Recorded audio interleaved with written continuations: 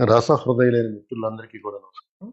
ఈరోజు మలయాళ జానపద కథల్లో 68వ కథని మనం చెప్పుకోబోతున్నాం. ఈ కథ పేరు 'చంబ్ర ఎడుత్తచ్చన్'. ఎడుత్తచ్చన్ అనే కథ పెద్ద కథ.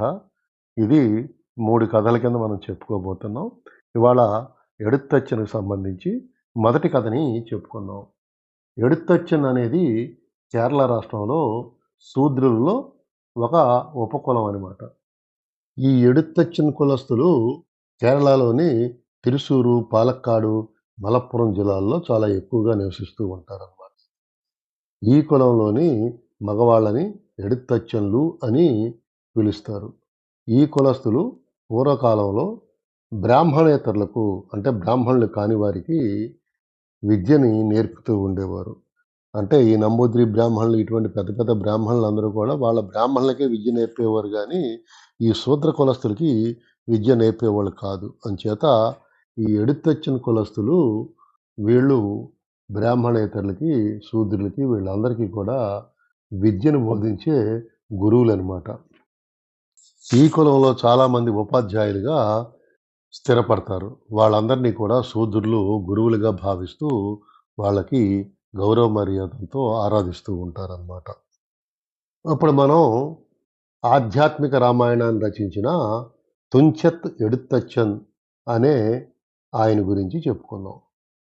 ఈ ఆధ్యాత్మిక రామాయణాన్ని కిలిపట్టు అనే ఒక శైలిలో ఈ తుంచెన్ ఎడుత్తచ్చన్ అనే ఆయన రాశాడనమాట. కిలిపట్టు అంటే చిలక పలుకు అని అర్థం. అంటే చిలక పలుకులు ఎంత మధురంగా ఉంటాయో, అంత మధురమైన శైలిలో రామాయణాన్ని అతను రచించాడనమాట. ఎవరు? తుంచెత్ ఎడుత్తచ్చన్.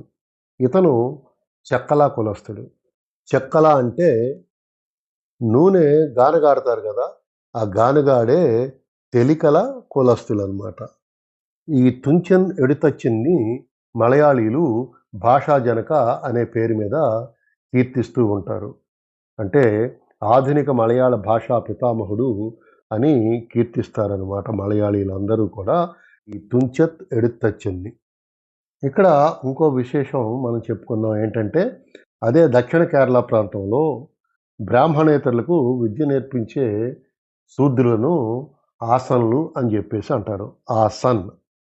ఈ ఎడుత్తచ్చన్లు ఉత్తర కేరళ ప్రాంతానికి చెందిన ప్రాంతాల్లో శూద్రులకు విద్యను బోధిస్తూ ఉంటారు. దక్షిణ ప్రాంతంలో అయితే ఆసన్లు అంటారు. ఆ కులపు వాళ్ళు చేస్తూ ఉంటారనమాట. ఆ కాలంలో బ్రిటిష్ మలబార్‌లో వల్లవనాడు తాలూకాలో తిరువెంగపురం అనే ప్రాంతంలో ఉన్న చంబ్ర అనే గ్రామంలో ఈ ఎడుత్తచ్చన్లు ఎక్కువ మంది నివసిస్తూ ఉంటారు. ఈ చంబ్ర గ్రామం ఇప్పటికి కూడా ఉత్తరపల్లిపురం రైల్వే స్టేషన్‌కి 1 కిలోమీటర్ దూరంలో ఉంటదనమాట.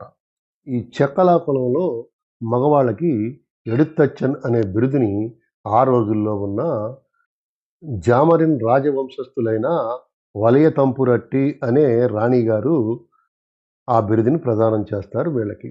ఆమె అంబడి కోవిక్కం రాణి గారు. కొన్ని వందల సంవత్సరాల పూర్వం అంబడి కోవిక్కంను మహారాణులే పరిపాలించేవారనమాట. వాళ్ళది మాతృస్వామిక వ్యవస్థ. వాళ్ళ సాంప్రదాయంలో తల్లే కుటుంబానికి పెద్దనమాట. రాజకుటుంబంలో మొదట పుట్టే ఆడపిల్ల రాణి అవ్వడానికి అర్హత ఉండేది. ఇదే విషయాన్ని మనం ఇంకోసారి చెప్పుకోవచ్చు. ఎట్లా అంటే బ్రిటిషు రాచరిక వ్యవస్థలో అయితే మొదట పుట్టిన సంతానము రాజు లేదా రాణిగా అవుతారనమాట. దానికి వాళ్ళకే అర్హత ఉంటది. మొదట బాలిక జన్మిస్తే ఆవిడి రాణిగారు అవుతుంది. ఫస్ట్ సంతానం అనమాట. ఫస్ట్ సంతానం బాలుడు జన్మిస్తే అతను రాజు అవుతాడు. కానీ మలయాళ దేశంలో ఉన్న అంబడి కోవిక్కం అనే రాజ్యంలో రాణిగారు మాత్రమే పరిపాలిస్తారు.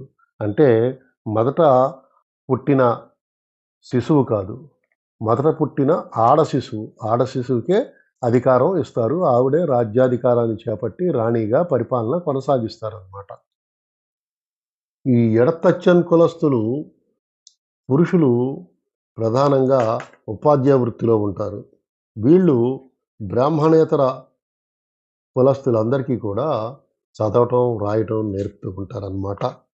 అంతేకాకుండా వీళ్ళు భూత వైద్యాన్ని కూడా చేసేవారు. ఈ కుటుంబాల్లో వందల సంవత్సరాలుగా భూత వైద్యం అనేక మంది చేస్తూనే ఉన్నారు. వాళ్ళలో గొప్ప ప్రజ్ఞా పాఠవాలు కలిగిన వారైన కొందరి గురించి మనం ఇప్పుడు కథలో చెప్పుకోబోతున్నాం. అటువంటి వాళ్ళందరిలోకి మక్కు ఎడుత్తచ్చన్ అనే అతను చాలా గొప్పవాడు. అతను కాకశర్రి భట్టాత్రి యొక్క శిష్యుడు. మనం మొదట్లో చెప్పుకునే కథల్లో కాకశర్రి భట్టాత్రి కథ చెప్పుకున్నాం. ఆ పిల్లవాడికి చిన్నప్పుడే తండ్రి చనిపోతే ఆ భట్టాత్రికి అతను ప్రతిరోజు కూడా తన తండ్రికి శ్రార్థం పెట్టడం కోసం ఆ కవ్యాన్ని వండి దాన్ని కాకులకి పెట్టేవాడు. పెట్టేటప్పుడు ఆ పిల్లవాడు ఆ కాకులకి పేర్లు పెట్టి ఆ పేరుతో పిలిస్తే ఆ పేరు కలిగిన కాకి శ్రార్థంగా పెట్టే అన్నాన్ని తింటాకి వచ్చేయనమాట. అంచేత అతన్ని కాకశర్రి భట్టాత్రి అని అనేవారు అని మనం కాకశర్రి భట్టాత్రి కథలో చెప్పుకున్నాం అనమాట. ఆ కాకశర్రి భట్టాత్రి యొక్క శిష్యుడు మక్కు ఎడుత్తచ్చన్. ఈ మక్కు ఎడుత్తచ్చన్ యొక్క కులదైవం వెట్టెక్కొరుమాకన్. అంటే హిమాలయ పర్వత శ్రేణుల్లో కైలాస పర్వత సానువుల్లో గల అడవుల్లో శివుడు పార్వతి కిరాతకులుగా జీవిస్తున్న సమయంలో వారికి కలిగిన కుమారుడే ఈ వెట్టెక్కొరువు మాకన్. ఈ వెట్టెక్కొరు మాకన్ అనే ఆయన ఈ మక్కు ఎడుత్తచ్చన్కి కులదైవం అనమాట. ఈ మక్కు ఎడుత్తచ్చన్ కొంతకాలం పాటు వినాయకుడిని గురించి గొప్పగా తపస్సు చేస్తాడు. వినాయకుడు అతనికి స్వయంగా ప్రత్యక్షమవుతాడు. అప్పుడు అతను ఒక గుడి కట్టించి అందులో వినాయకుడిని ప్రతిష్టాపింపచేసి ప్రతిరోజు ఉదయం, సాయంత్రం పూజలు చేస్తూ ఉండేవాడు. మలయాళ పంచాంగం ప్రకారం ప్రతి సంవత్సరం కర్కాటక మాసం అంటే మలయాళ మాసాల్లో 12వ మాసం అనమాట. ఆ 12వ మాసంలో 12 రోజుల పాటు ఆ గుడిలో ప్రత్యేక పూజలు, ఉత్సవాలు చేసేవారు. గణపతి హోమం ప్రతిరోజు చేసేవారు. ఆ తర్వాత మండల కలం అంటే 41 రోజులు పాటు ప్రత్యేక పూజలు కూడా చేసేవారు. వృశ్చిక మాసం మొదటి రోజు నుంచి అంటే మలయాళ క్యాలెండర్‌లో 4వ నెల అనమాట వృశ్చిక మాసం అంటే. ధనుర్మాసం 11వ రోజు వరకు కూడా ప్రత్యేక పూజలు నిర్వహిస్తూ ఉండేవారు. ఈ రోజుకి కూడా ఈ మక్కు ఎడుత్తాచన్ కుటుంబం వారు ఈ పూజా కార్యక్రమాలు అనువంశికంగా నిర్వహిస్తున్నారు. ఈ మక్కు ఎడుత్తాచన్ జీవితంలో జరిగిన 2 గొప్ప సంఘటనల్ని మనం ఇప్పుడు కథల రూపంలో చెప్పుకుందాం. ఇది ఒక అంతార్జనం యొక్క కథ. అంతార్జనం అంటే నంబూదిరి బ్రాహ్మణు యొక్క భార్యను అంతార్జనం అని చెప్పేసి అంటారు. అంచేత అటువంటి అంతార్జనం యొక్క కథ. ఇది చాలా కాలం క్రితం జరిగిన కథ. మలప్పురం జిల్లాలోని పొన్నాని తాలూకాలో చెవ్వరాతు మన అని ఒక మన ఉంటుంది. మన అంటే ఒక వంశం అని చెప్పుకోవచ్చు. ఆ వంశంలో ఒక అంతార్జనం ఉంటుంది. ఒకసారి ఒక అగంతకుడు అంటే స్ట్రేంజర్. ఒక స్ట్రేంజర్ వచ్చి ఆమెకి ఆంజనేయుడి గురించి తపస్సు చేయమని చెప్తాడు. అప్పుడు ఆవిడ ఆ రకంగా తపస్సు చేయటం మొదలుపెడుతుంది. కానీ ఎక్కడో ఏదో లోపం వస్తుంది. అంచేత ఆ తపస్సులో గానీ, ఆవిడ చేసే ఆరాధనలో గానీ లోపం జరగటం వల్ల ఆమెకి మతి భ్రమిస్తుంది. ఎత్తైన చెట్టు మీద నుంచి తలకిందులుగా వేలాడేది. ఇలాంటి పిచ్చి పిచ్చి పనులు చేస్తా ఉండేది. ఇంటి కప్పు పైకెక్కి ఇంటి కప్పు పైన నాట్యం చేస్తూ ఉండేది. లేతే నూతిలోకి దూకేది. దారి వెంట వెళ్తూ పెద్ద పెద్ద బండరాళ్ళని ఎత్తి పక్కకి విసురుతూ ఉండేది. దానికి కుటుంబ సభ్యులు ఆశ్చర్యపోతూ ఉండేవారు. చాలామంది భూత వైద్యులకి ఆ అంతార్జనాన్ని చూపించారు. కానీ ఎటువంటి ప్రయోజనం లేదు. అంతేకాకుండా వచ్చిన భూత వైద్యుల్ని ఆ అంతార్జనం లాగి ఓ చెంపకాయ కొడుతూ ఉండేదనమాట. ఇంకా వాళ్ళెవరూ కూడా నయం చేయలేక వెళ్ళిపోతారు. చివరికి వాళ్ళ కుటుంబీకులు మక్కు ఎడుత్తచ్చన్ని పిలిపిస్తారు. మక్కు ఎడుత్తచ్చన్ను దాన్ని ఒక సవాలుగా స్వీకరించి అంతార్జనానికి వైద్యం చేయడానికి వెళ్తాడు. వెళ్ళిన తర్వాత కొంతసేపు ఆ అంతార్జనాన్ని పరీక్షగా చూసి పరిశీలిస్తాడు. పూజకు కావలసిన సామాగ్రి అంతా కూడా ఒక కాగితం మీద రాసి కార్యస్థానికి ఇస్తాడు. కార్యస్థాన్ అంటే మేనేజర్ అనమాట. ఆ పట్టీ చూసి అతను ఇంత చిన్న పట్టీనా? పెద్ద పెద్ద పూజా సామాగ్రి తెప్పించి పెద్ద పెద్ద పూజలు చేయిస్తేనే ఆవిడకి తగ్గలేదు. ఇతని వల్ల కూడా ఏమీ కాదు అని మనసులో అనుకుంటాడు ఆ కార్యస్థాను. తనలో లోపలే అనుకుంటాడు. పైకేమీ అనడనమాట. కానీ ఆ మక్కు ఎడుత్తాచని చెప్పిన పూజా సామాగ్రి అంతటిని కూడా తెప్పించి ఇస్తాడు. ఆ రోజు రాత్రి మొదటి జాములో ఆ నంబూదీల ఇంటి నెలిక్కట్టులో ఎడుత్తచ్చను పూజ మొదలు పెడతాడు. ఈ నెలిక్కట్టు అంటే మండువా అనమాట. ఆ మండువా లోగిలు అంటాం కదా, ఆ మండువా లాంటిది. ఆ నెలిక్కట్టిలో పూజ మొదలు పెడతాడు. ఈ కార్యస్థానం ఏం చేస్తాడంటే ఆ రాత్రికి పడిపురాలో ఉన్న ఒక గదిలో పడుకుని ఉంటాడు.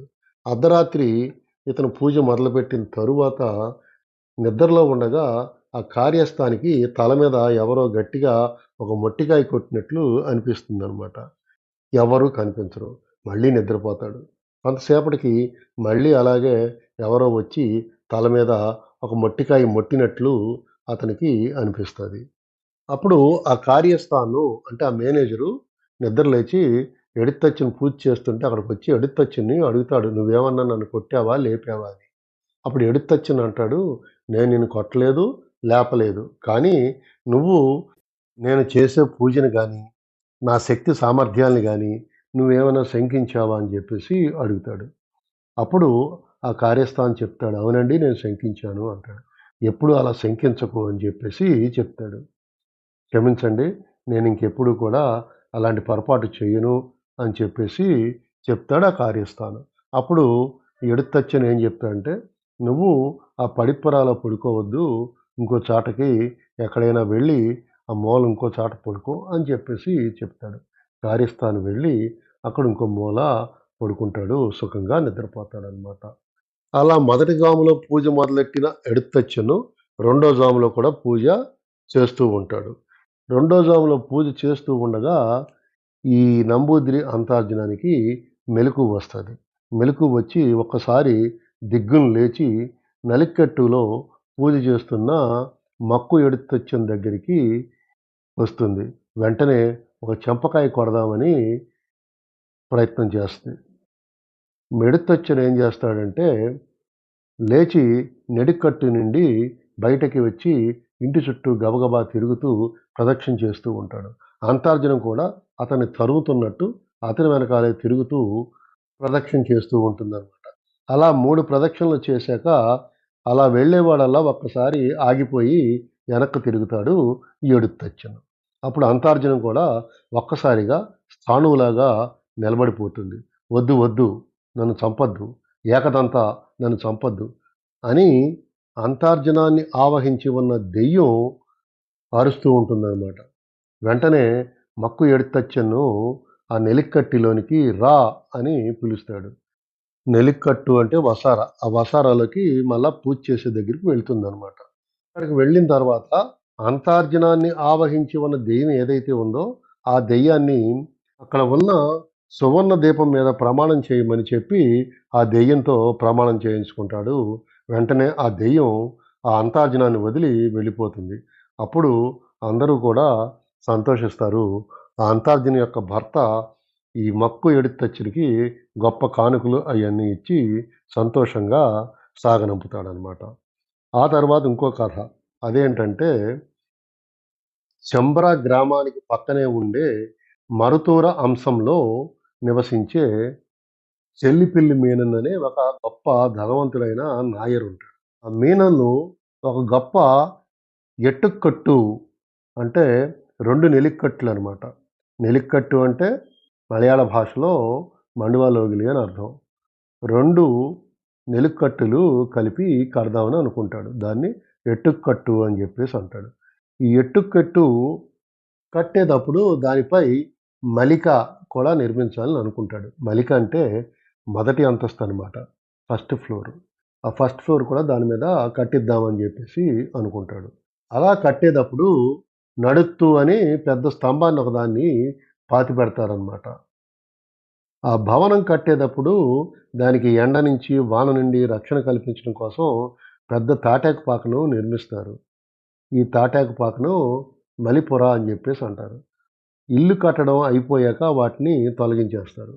అలాగే ఇంకో తాటాకు వసారాను కూడా నిర్మిస్తారు. ఇల్లు కట్టేందుకు కావలసిన సామాన్లన్నీ కూడా అందులో ఉంచడానికి. దాన్ని నడిమిట్టంలో నిర్మిస్తారు. నడిమిట్టం అంటే 4 పక్కల ఇల్లుండి మధ్యలో ఖాళీ స్థలం ఉంటుందనమాట. ఆ ఖాళీ స్థలాన్ని నడిమిట్టం అంటారు. ఈ నిర్మిస్తున్న సమయంలో ఒక పెద్ద టేకు దూలాన్ని చాలా లోతుగా పాతిపెడతారు. ఇల్లు పూర్తయ్యాక తాటాకు వసారాన్ని తొలగిస్తారు. కానీ ఆ ఇల్లు పూర్తయ్యాక ఆ మలిపురాని తొలగిస్తారు. కానీ ఆ నడికట్టుకి నడుమ ఉన్న దొంగని, ఆ దూలాన్ని పీకటానికి ప్రయత్నం చేస్తే అది రాదు. అప్పుడు మీనన్ను చాలా విచారిస్తాడు. ఇల్లు పూర్తయిన ఆ స్తంభం నడుత్తును అలాగే ఉండిపోయిందని చింతిస్తాడు. అప్పుడు అతను మక్కు ఎడుత్తచ్చనికి సంప్రదిస్తాడు. అతను తన శిష్యులతో అక్కడ పూజా ఏర్పాట్లు ఏమేమి చేయాలో చెప్పి పంపుతాడు. ఆ పూజా ఏర్పాట్లన్నీ చేసి, ఆ ప్రసాదాలు అయన్నీ వండిన తర్వాత నలికట్టులోకి తెచ్చి పెడతారు. అలా పెట్టిన తర్వాత తనకి కబురు పంపమని చెప్తాడు ఈ మక్కు ఎడుత్తచ్చన్. ఆ కబురు చేసిన తర్వాత అతను పూజ చేస్తాకి ఈ మీనన్ ఇంటికి వస్తాడు. వచ్చిన తర్వాత ఇక్కడ ఉండటానికి వీలు లేదు. ఎవ్వరూ కూడా ఒక్క మనిషి కూడా ఉండకూడదు. మీరంతా కూడా ఇక్కడి నుంచి ఖాళీ చేసి వెళ్ళిపోండని చెప్తాడు. అందరూ కూడా ఆ విధంగానే వెళ్ళిపోతారు. అందరూ వెళ్ళిపోయిన తర్వాత ఆ రోజు రాత్రి అతను పూజ చేయటం మొదలుపెడతాడు. ఆ పూజ ఆ రోజు రాత్రి ఆఖరి జాములోకి వచ్చేటప్పటికి ఆ చుట్టుపక్కల ఇళ్లల్లో నివసించే వాళ్ళందరికీ కూడా ఒక పెద్ద శబ్దం వినపడుతుంది. ఆ పక్కనే ప్రవహిస్తున్న భరత్‌పోయ నదిలో ఏదో పెద్ద వస్తువు పడిపోయిన శబ్దం వాళ్ళకి వినిపిస్తుంది. ఆ శబ్దానికి అందరికీ మెలకువ వస్తుంది. తెల్లవారాక మీనన్ను కొత్త ఇంటికి తన కుటుంబంతో సహా వచ్చి చూస్తాడు. ఆ స్తంభం అక్కడ ఉండదు. వెళ్లి చూస్తే అది నది నీటిలో కిందకి చేరిపోయి ఉంటుంది. అంటే మునిగిపోయి ఉంటుందనమాట. అప్పుడు ఈ స్తంభాన్ని ఎవరు తీసేశారు? ఎవరు పీకేశారు? ఎవరు పీకి దాన్ని తీసుకెళ్ళి ఆ నదిలో పడేశారు అని చెప్పేసి అందరూ ఆశ్చర్యపోతారు. ఎవరంటే ఇంకెవరు? ఈ మక్కు ఎడుత్తచ్చను ఉపాసించే ఉపాసనామూర్తి అయినటువంటి ఆ వినాయకుడు వచ్చి ఆయన ఆ స్తంభాన్ని తన తొండంతో పీకేసి దాన్ని తీసుకువెళ్ళి ఆ పక్కనే ఉన్న భరత్‌పూయ నదిలో పడేస్తాడనమాట. ఇందాక అంతర్జనం కథలో కూడా ఆ మేనేజర్ ఎవరైతే ఉన్నారో అంటే కార్యస్థాన్ అతను నిద్రపోతుంటే వచ్చి తల మీద ఎవరో కొట్టినట్టు లేదా మొట్టినట్లు అనిపించిందని చెప్తాడు కదా! అప్పుడు అతన్ని కూడా తల మీద మొట్టికాయలు మొట్టింది ఎవరంటే ఈ వినాయకుడే అనమాట. అంచేత నువ్వు వినాయకుడిని నన్ను శంకించావంటే వినాయకుడిని శంకించినట్టే. నేను ఉపాసించే వినాయకుడిని నువ్వు శంకించినట్టే అని చెప్పేసి ఆ ఎడుత్తచ్చను ఆ కార్యస్థానికి చెప్తాడు. "నువ్విక్కడ పడుకోవద్దింకా. నువ్వు వెళ్ళి వేరే చోట ఇంకో మూల పడుకో" అని చెప్తాడు. ఆ విధంగా వినాయకుడిని ఉపాసించిన ఈ మక్కు ఎడుత్తచ్చను అనేక మందికి భూత వైద్యం చేయటం గానీ, లేపోతే ఇటువంటి పూజలు చేయించి వినాయకుడిని ఆరాధించటం వల్ల ఆ శక్తితో అతను ఆనాటి సమాజంలో చాలామందికి చాలా సమస్యల్ని పరిష్కరించాడనమాట. ఇది మనకి చంబ్ర ఎడిత్తచ్చన్ కథ. ఈ కథ ఇంతటితో సమాప్తం.